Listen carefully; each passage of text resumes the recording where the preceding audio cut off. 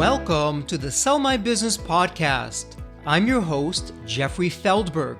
This podcast is brought to you by Deep Wealth and the 90-Day Deep Wealth Experience. Your liquidity event is the largest and most important financial transaction of your life, but unfortunately, up to 90% of liquidity events fail. Think about all that time, money, and effort wasted.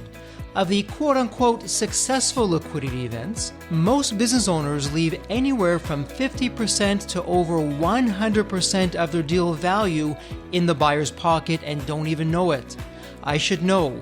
I said no to a seven-figure offer and yes to mastering the art and science of a liquidity event. 2 years later, I said yes to a different buyer with a nine-figure offer. Are you thinking about an exit or liquidity event? If you believe that you either don't have the time or you'll prepare closer to your liquidity event, think again. Don't become a statistic and make the fatal mistake of believing that the skills that built your business are the same ones for your liquidity event. After all, how can you master something you've never done before? Let the 90-Day Deep Wealth Experience and our 9-step roadmap of preparation help you capture the maximum value for your liquidity event. At the end of this episode, take a moment to hear from business owners just like you who went through the Deep Wealth Experience.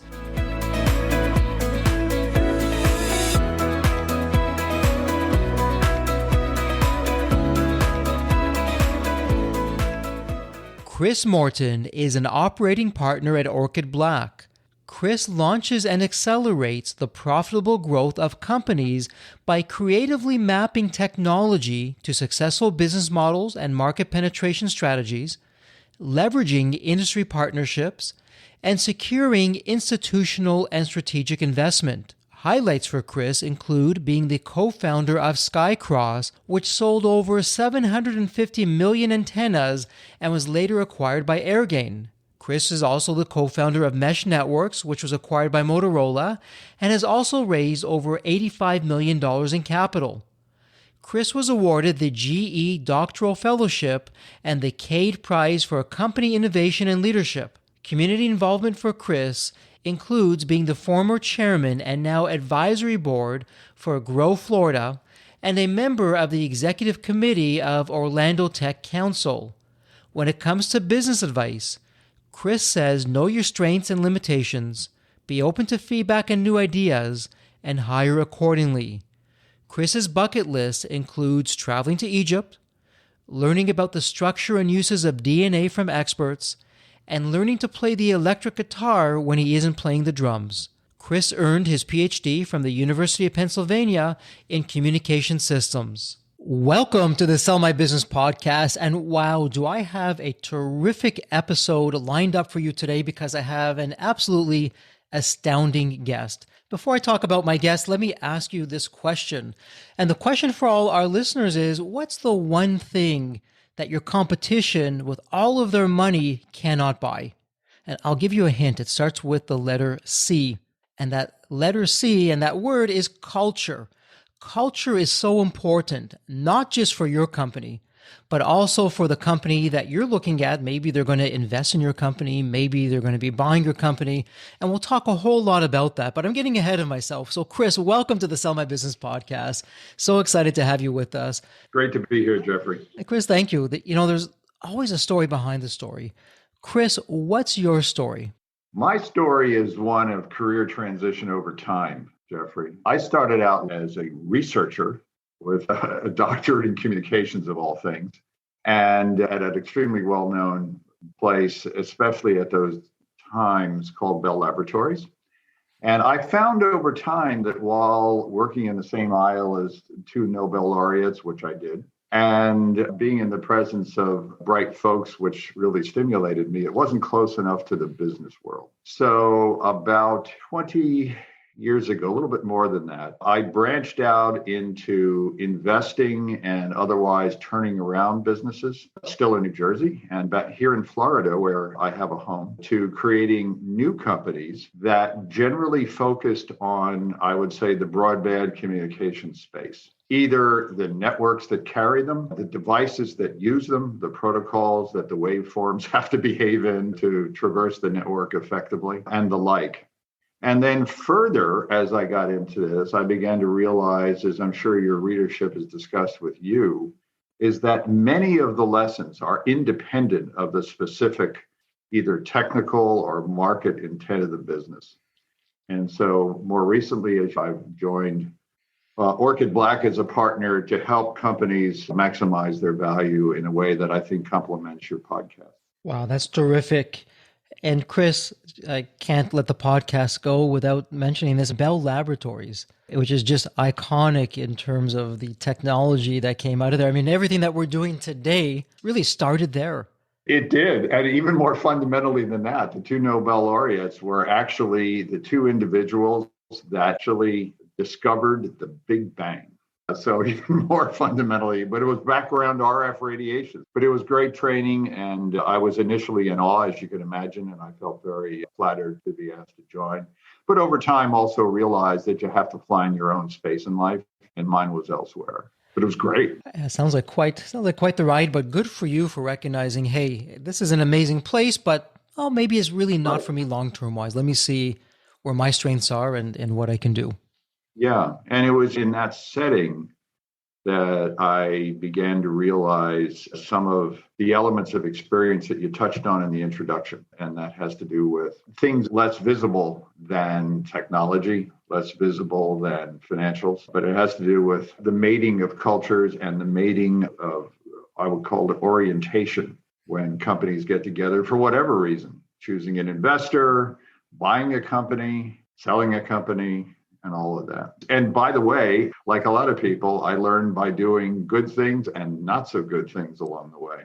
Well, let's talk about that, because on the one hand, success is not random. It's not an accident. It's very deliberate, but so is failure.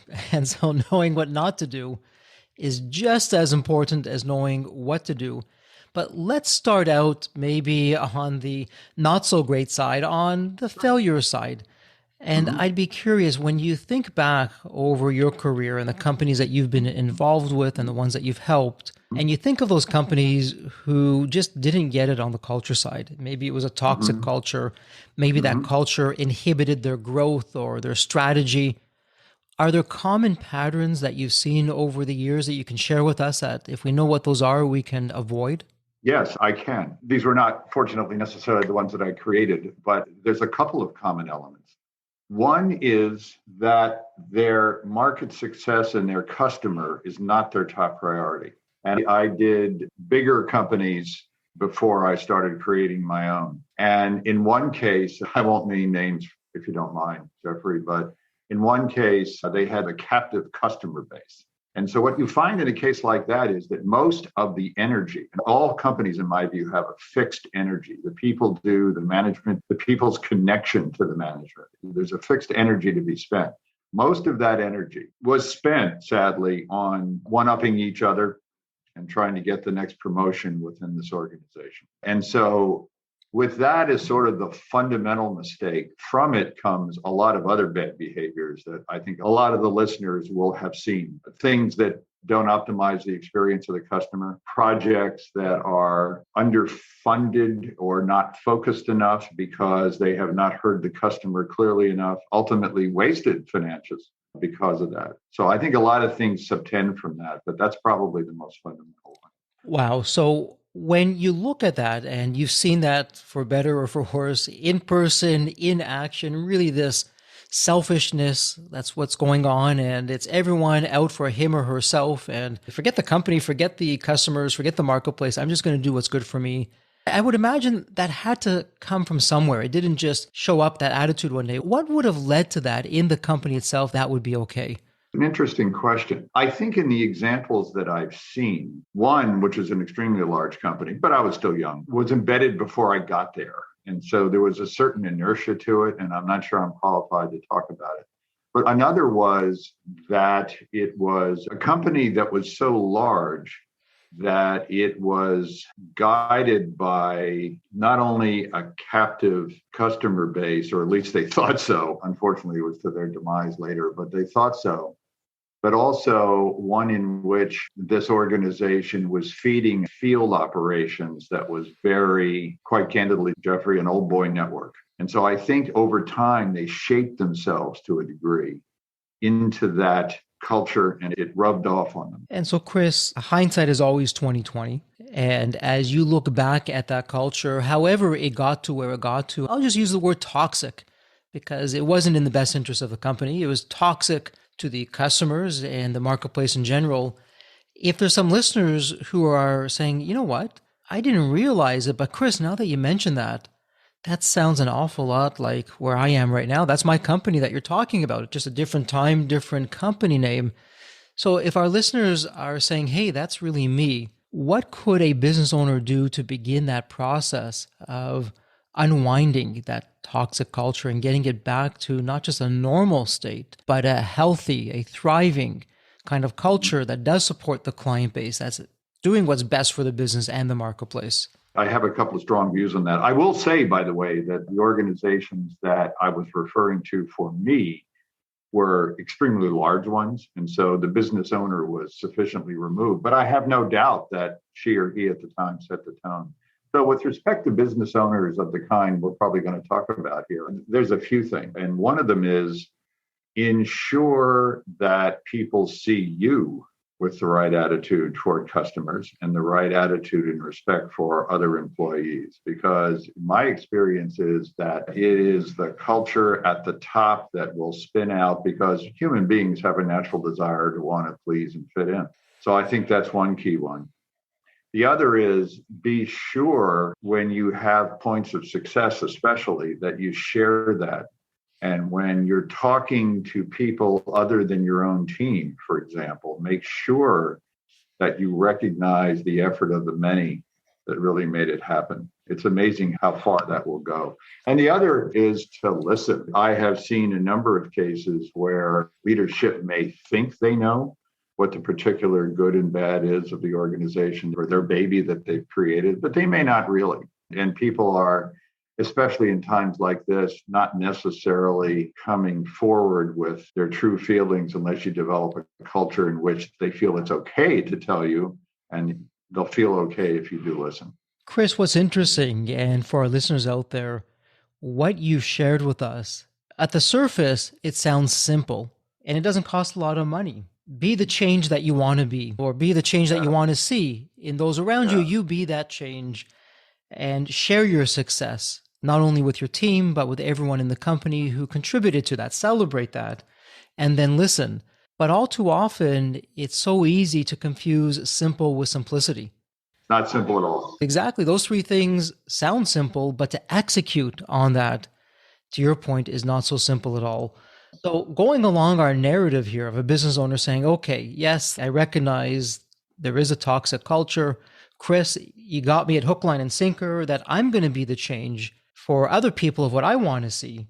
And I'll do the celebration and the recognition when we have success, and I'm going to listen. Practically speaking, though, where do you start with that? I have a couple of suggestions. Before I do, to the point of the fact that it's not easy, and it actually takes courage too. And here's what I mean by that. And then we'll get into some solutions, I think. You've just landed from a trip. You realize there's a problem in some particular part of your country. Your board of directors, God love them, is on you for something, and they have a right to hold you accountable. And are you going to take the responsibility for it and then teach the team later, or are you going to try to somehow pass that buck? It's very easy. And those are two great examples of how it's easy to slip into, I'm great if it wasn't for the bozos that work for me. And so I think that it does, you're right, take culture and time and effort. Two, the question about change, though, I think is often related to baby steps. And what I mean by that is to, first of all, create a mechanism. I can't imagine that some of you and your listeners and yourself may not have touched on this, but, channels by which at least some of this can be aired. Could be all hands meetings. It could be something that's more anonymous. And pick one, work on it, and let it be clear to your team that you listened and actually made a couple of changes. Because what that'll do is to ensure that if something was brought up that they thought valuable, that it began to get acted on.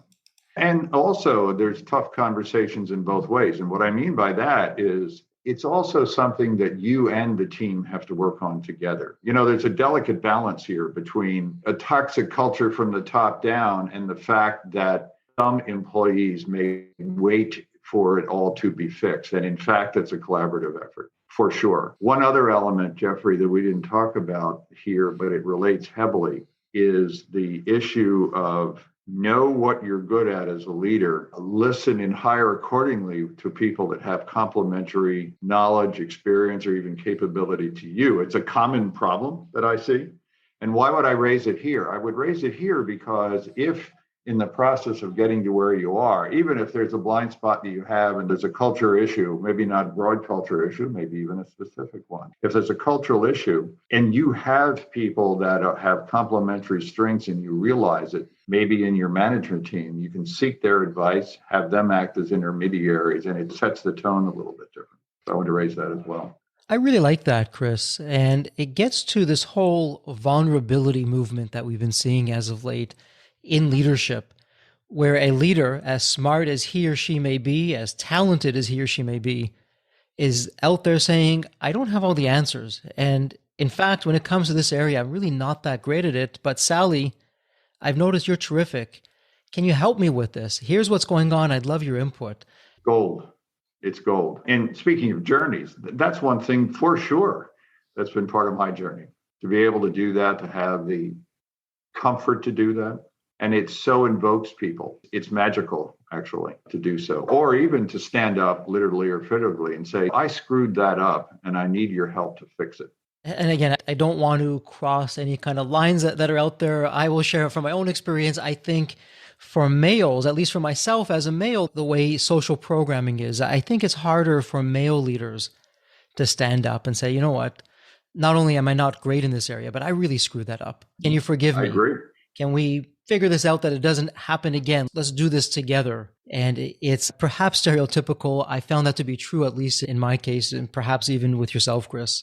I've seen it over time, and it can be insidious because there are good people. There are not good people in that regard, frankly, but there are even good people that need to have it pointed out to them. I have two daughters that are professionals, one in education, one in tech, and I not only love them, but I respect their capability. And from time to time, they feel very empowered, and from time to time, they don't. And so I see the other half of that from people that I deeply care about. Must be interesting just to see that other world through your daughters, who you do care deeply about. And now you're seeing also some of the biases that still exist in the corporate world. It's true. And one is in Silicon Valley tech. And again, I'm not going further name-wise, but it has, frankly, both dynamics at work, good and not so good. And so, Chris, I'm interested. We were going down the path of the not so good stuff when it comes to culture and how that impacts strategy and just doing what's right for the business and the marketplace and customers. But let's flip that, because I know that you've been involved with your own ventures and with other companies. You got it right. And the culture is rich and it's thriving, and it makes it an easy and desirable company and motivation to say, yes, I want to either invest in that company, I'd like to buy that company. But again, success is not an accident. So when you look at the culture in those instances, are there certain patterns that are common across the different companies that, hey, if all you business owners out there, if you do this, you're well on your way to really encouraging a rich and thriving culture? Let me think about that. I think that to edge into it, there's a couple of tiers to it, if you will. One of them is internal to the company before it ever engages investors, channel partners, customers, or suitors. You'll have to do things that are quite the opposite of the wrong examples. And I think we don't have to go back and re-examine what we just talked about. But if you imagine that discussion doing what was necessary as opposed to wrong, you can imagine that. Which takes us then to the second piece, which is how do you engage the outside world in an effective way?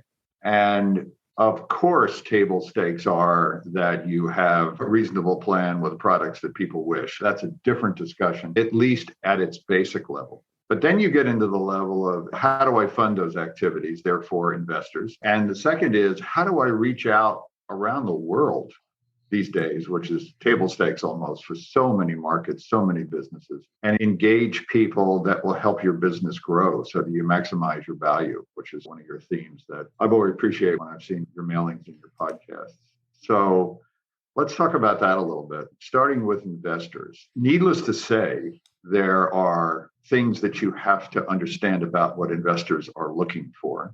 Again, I imagine that you all have had discussions about it. But part of the things that any investor will look for beyond the fact that they think that they can make money on you is the fact that they can trust you. And what I mean by that is not only your initial claim have some reasonable probability of coming true, although all businesses and all business plans get modified over time. And in fact, the best companies have to do so. But also is it they are looking for individuals on the investor side who will be candid about issues so that you can work with them together to solve them, as opposed to cover it up or blame somebody else, et cetera. So part of when I believe an investor is reading CEO is their assessment that this is a real and regular person that they can deal with in a straightforward way. Not all news will be good news.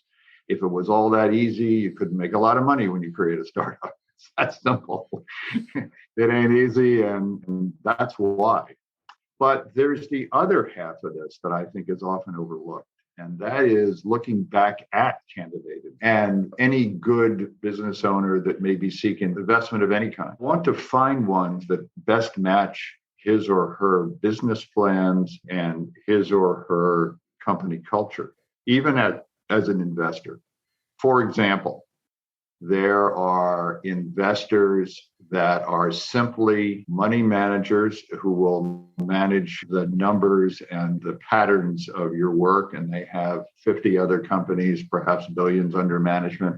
I have great respect for them, but that's a very different style investor than, for example, what's called a strategic, who's not ready to buy you, but may actually invest in you because they have a business interest in your success. You may have a piece of the puzzle they don't have. You may have a customer set that they don't have. And those two examples, and realizing what each of them represents to you from the company looking outward, is a key issue, extremely important issue. And it's often, honestly, not done well. Now, if you have a single investor and you really need money in 90 days, perhaps you'll be more flexible. But if you're doing well and you have a choice among a few of them, it's very important to clearly understand your own criteria. In the past, I certainly have used both kinds to raise a lot of money over time. I will say that smart money, that is to say money that has an invested business interest in what you're doing, can be very attractive. Why? Because they can be your channel partner initially. They are a big channel and already sell 17 other devices that are not yours, and you would be complementary, or they're in a part of the world that you're not. But also they can be suitors down the road because you've come up alongside each other and you've got to know each other, hopefully developed a good relationship. So that's on that side. On the channel side, that is to say, just strategic partners for young companies. Young-ish companies. That's a whole interesting area that I also have a bias. I think that people can often miss the value of strategic partners or choose the wrong one when you're relatively small, in the sense that what you would like is a powerful channel partner that sees value in you. I'm separating that from investment, but can do and help you get into channels that you could not yourself. It isn't that I would never undertake a partnership with another young company. I might, but those that are larger, if I had a new medical device, I might really value participation, either investment or channel, with a large healthcare system. It may help them. It certainly would get my company in places that I could not. Chris, I really like where you're going with this. And at Deep Wealth, in our 9-step roadmap of preparation, step number 3 is all about the future buyer and how do you master the art of thinking like a buyer. And let me make a qualifier. When I use the word buyer, I'm going to say it could be a buyer to outright buy a company, or it could be an investor who's investing in a company, but ultimately they're buying into the company, whether through 100% acquisition or a partial investment in the company. And so we focus a lot in the Deep Wealth experience of when you stop being selfish as a business owner and only think about me, and you start thinking like an actual buyer. your viewpoint of the world changes, and it actually makes for, down the road, a better liquidity event. And so let's circle back to something that you said and part of your thesis here. And this is where you said, you know what, it's not really being done well. It's being done poorly, particularly when it comes to the strategic side of things. So what can we do as business owners if we know this today, that we can adapt and we can change? And as we march towards our liquidity event, whether that's a year from now or 10 years from now, what advice would you have for us that we should keep in mind for today that will help us down the road? Well, there's some real elbow grease involved here first. And I'm getting away from culture, but just as preparatory to the real interaction. You have to understand by good old real work to understand where your customer is, that is to say, in the market, who they are, and how can they be reached? Can they be reached by a distributor, which is a mechanical hands-off? Can they be reached by, and I'm speaking more of my own world and heavy tech and communication networks, but can they be reached by systems integrators that will use your product to actually please that end customer, et cetera? And then what you have to do is to start with the ultimate end customer that you wish, understand what those customers' needs are. It sounds platitudinous, but what are they looking for? Let me use more examples here as we get into more of this and perhaps even some of the international stuff, time permitting. If I'm a carrier and I want to put in networks, and again, these are going to be examples specific to some of the things that I have or even currently in the middle of. But if you're a carrier and you want to build out a huge campus by a healthcare system in someplace other than Mountain View, you're going to actually turn that over to a large integrator who will in turn create a plan, construct it all, and use particular product. If I'm a person that wants to sell those products ultimately and please the carrier, whatever they may be, my products are probably a minuscule portion of the total bill in many cases because the total bill is large. This is simply an example to make a point, Jeffrey. So what they're looking for in that particular example is dominated by performance and reliability. Unless I'm selling something that's a dominant piece of the particular total cost of goods, what does my end user, the carrier, really seek in a case like this? They seek credibility with a customer, and they seek a system that they've installed that will enhance that credibility and retain that customer. As opposed to, I'm selling pencils to a big box store and a fraction of a penny off is going to be the determinant no matter how well the pencil works, if you will. And then you have to go backward toward yourself and look at those channels and see how I'm going to reach that customer and what their needs are. So not just the customer. First of all, I'm not egocentric here. I'm learning what the customer wants, but who's going to reach them with what bias? So in these examples that I'm giving, they will be pleased by a set of intermediaries that carrier will hire to put in this network. And again, what do they seek? They're driven partly by their customers, but now they want to make profit, which is more important because these integrators are smaller companies. They're not Verizon, again, to go with this analogy. And so what they want is price and performance. And therefore, what they want from you fits into a particular category. They want to know your website. They want to see your data sheets. They want to see your cost sheets. So in this very narrow example, I'm hoping the listener can translate this to their own. We've gone from what the end customer wants to what it will cost, that is to say, what it will take to get the channels to appeal to that customer using your products, and then what that channel wants to see. So you're going way to the end and backing up toward yourself. Chris, what's really interesting about this, and whether it's high tech in terms of communications and all these carriers to low tech, pencils in a big box store, you've identified two areas, price and performance. And sometimes it's going to be both. Sometimes it's going to be one or the other. But if I back out of that, one of the things that you shared, whether it's price, whether it's performance, and this goes directly back to the culture. So here's where we can really tie it all back together. One of the things that you astutely said was there's got to be trust. And if there's not trust, it doesn't matter what kind of price you're coming with, what kind of performance you might be able to do. If the trust isn't there, trust is really the currency, whether it's a liquidity event and you're dealing with your future buyer, whether you're looking to expand your company with a new client contract. If the trust isn't there, any of those, it's just not going to happen. And so it's interesting. We've now gone full circle back to culture. with trust as really one of the foundational elements of the culture.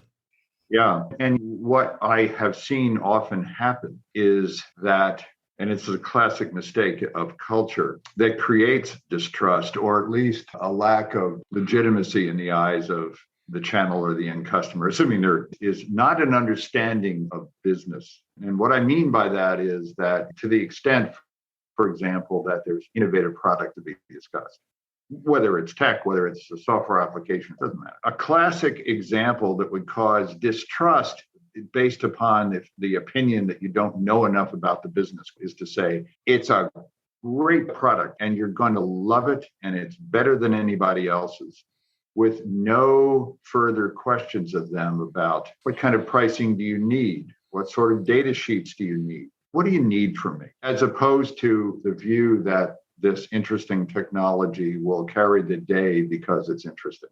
No one ever bought anything because it's interesting. People buy things because it fills a need better than somebody else. Full stop. It's as simple as that. So if you come in with that a trust based also on legitimacy of your experience in a sense, then you'll create the trust and you'll get the feedback you really need. So you have to be able to say to somebody, look, your channel's new to me. Be honest. Your channel's new to me. I'm experienced over here.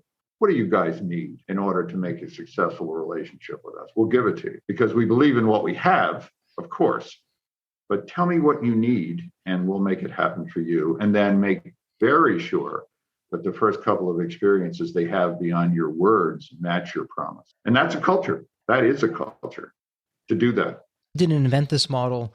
Management consultants invented this model. When you look at diamonds, you have the 4 points of clarity for a diamond, and the clearer the diamond is, the more valuable that it is. And that was then transposed onto a business.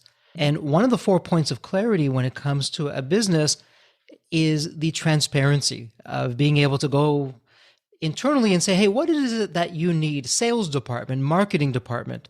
What do you need from the technical support department or vice versa? Or what do we need as a company to be able to go out there and do that? But then to do what you said, to go to a prospective client, hey, I can tell you why we're the best thing since sliced bread, but we may not be. Tell me what you need, where you're at and what you're looking for, and then let me tell you if I think there's a fit or not. And I don't think it's too much of a stretch to say that if your culture isn't supporting that internally, you're not going to have that uniform experience externally when you're dealing with prospective clients. And a couple of key points or extensions of that. Another way to express this engagement with channels or customers or both is to ask them, how can I make you successful? Whether it's delivery, quality, price, performance, and all the normal stuff that all of us love to talk about. How do you win with me? And the second comment is, as a business grows, it's not going to be the owner, manager, founder that gets to do this. So to the point of culture that has to exist inside the company, soon it won't be you. It may not even be one of your VPs. It'll be one of your, on the ground salespeople that still needs that same attitude that you would have expressed when you were small. Again, it all sounds so simple, but it really isn't. Don't confuse simple with simplicity. But, and this is the big one, when you're able to do that, really all of these things, they really support one after the other. It's 1 + 1 doesn't equal 2. It doesn't even equal 3 or 4. It equals maybe 10 or 20. But when you're able to do that, it just all gels together. And I don't think I'm out on a limb when I say this. Culture is the foundation for all of this to happen. That when you support that and you have that internally, you have that comfort level, may I even use the word courage, to be able to do some of these things, both in the company and outside the company. Yeah, in fact, we used that word earlier in our discussions. Sometimes it takes courage because you're tired or it isn't easy or you're getting beat up. All the things that would make you want to slip the problem. The question is, do you fall prey to that or do you stand your ground and keep your culture alive? And for our listeners out there, I know some of you are thinking, hey, this is great for a really large corporation, Fortune 10, Fortune 100, Fortune 1000. That's not me. But I want to remind you that Chris, at the very beginning of the conversation, said this is going to also be for really most business owners out there, smaller businesses, big businesses, enterprises. Just to reiterate, where I got started was the start of the journey. But a lot of this experience has come from creating my own. Three of us in a room to bear part of 1,000 people in 5 countries, for example, in my case. So absolutely. In fact, it's even more pervasive, and your chance of correcting it is easier when you're smaller, because if you get the right people around you and you behave in the way we talked about early in our discussion, then it's that kind of culture will grow organically by the people you hire, and the people that are interviewing the people you hire are already of the culture that you wish. So you're growing it from the seed. And not that it's easy on any of this stuff, but it's easier when you have full control over it when it's smaller and it's your baby. And so, Chris, for you, and this is more at the personal level now, you came from big corporate and you took their best practices and you began the process of adopting them in your startup. What was that like for you in terms of finding your secret sauce? Because I'm sure there were some things that, hey, this might be great for big corporate, but it's really not good for me. Let me adapt and change. Were there certain, again, patterns that I'll circle back to that really worked well in a startup or smaller business kind of mode? Yeah, I think, Jeffrey, that there are certain things that are invariant and certain things that must change. What's invariant about it is that you have to sound so damn simple and like a platitude, but you have to know enough about your business, as we spent some of the last hour talking about what people are looking for and how it's going to make them successful. And it doesn't matter if you're Intel or pick a large corporation, Google or anyone else, or it's you and the first 5 people that you've hired. You better know that. The question then becomes one of focus. And I think here's what I mean by that. In a larger corporation, you, especially one that's generally successful, you can't throw 10 things against the wall, but you do have a little more flexibility in trying a few products among them, where you don't have that luxury necessarily in a smaller company. So I guess it's not in the category to your question about what to take and what works, but I think you have to very early on realize that you have to have a clear view of what will sell best. And if it's not working, you have to have the courage, there's that name again, and the openness with your team to say, we need to pivot here, either wholly, partly, who knows? It depends on the company. And take it forward. Frankly, I think other than knowing your market and creating quality products, a lot of it has to do with what's inside you, quite frankly. It may be why you don't stay with a bigger company and why you want to go out on your own. Sadly, in some cases, people think they can go out on their own and maybe they're not well matched to that. So you honestly see both, but that's how I think about that. That is incredibly sage advice that you're sharing. And as I like to say here on the Sell My Business podcast, Chris, that's not gold in terms of advice. That's platinum with what you're sharing. And one of the things for all the listeners out there, we talk a lot about this in the Deep Wealth Experience, and you heard it from Chris, you can hire as a business owner the most successful, the most expensive consultant around, but he or she will never know your business as well as you. And it's really, as a business owner, it's our responsibility to know every nook and cranny of our business and of our industry. And you know what? You don't realize it. You actually have all the answers. You just may not have all the questions.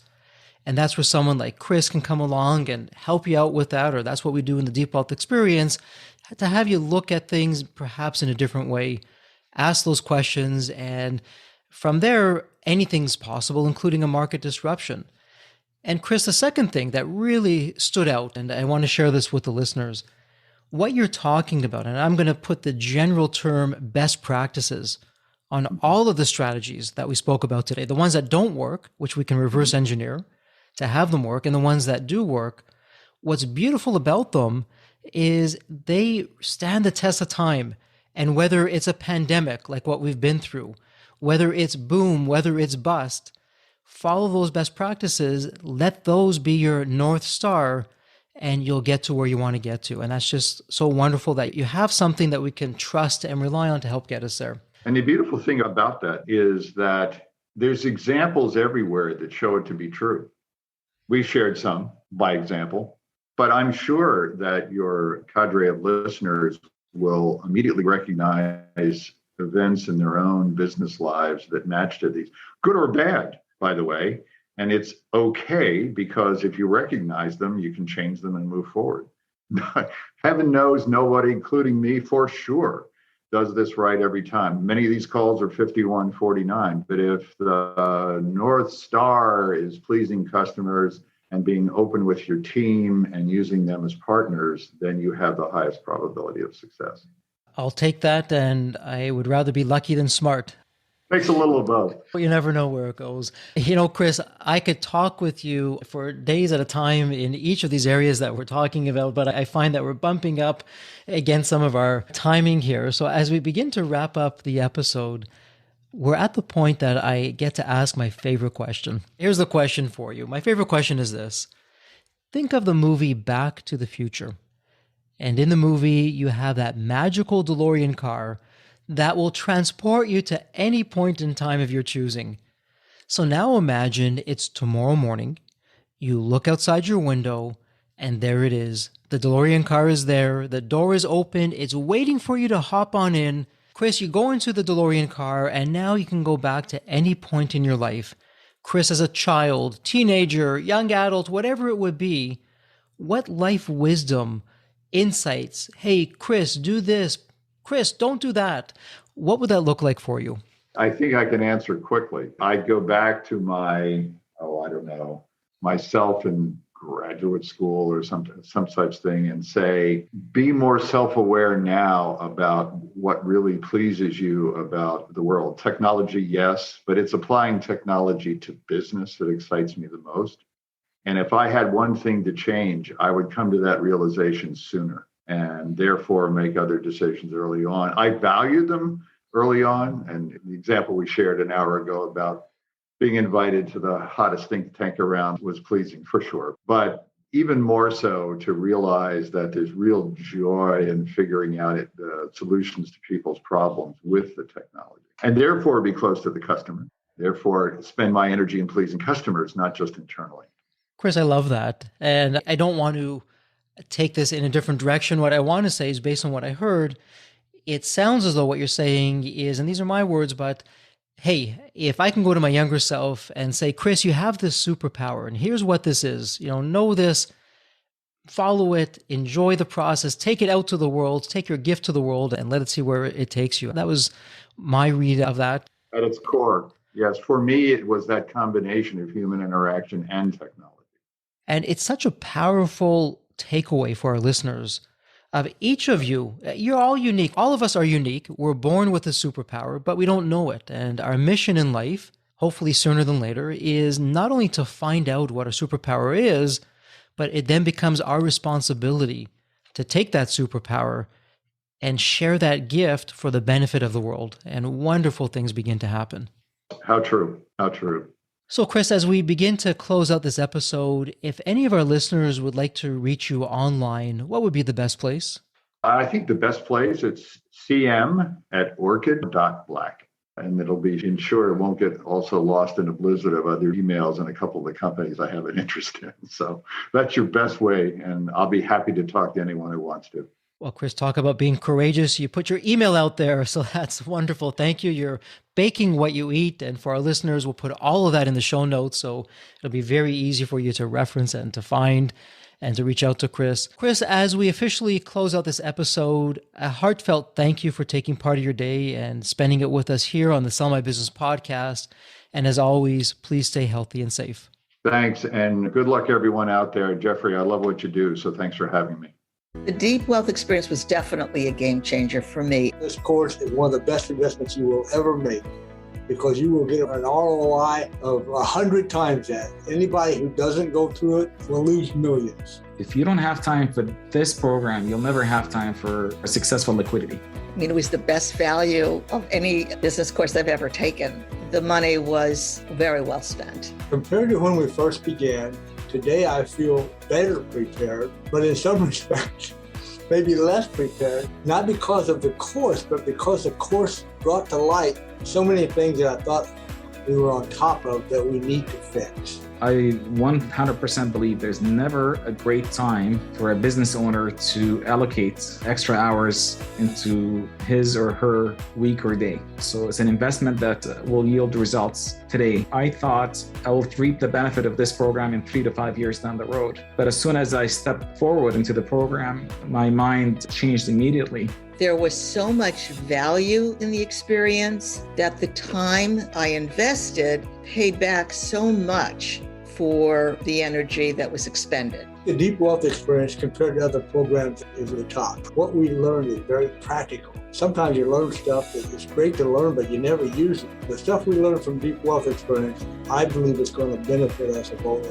I've done an executive MBA. I've worked for billion-dollar companies before. I've worked for smaller companies before I started my business. I've been running my business successfully now for getting close to a decade. We're on a growth trajectory. Reflecting back on the Deep Wealth, I knew less than 10% what I know now.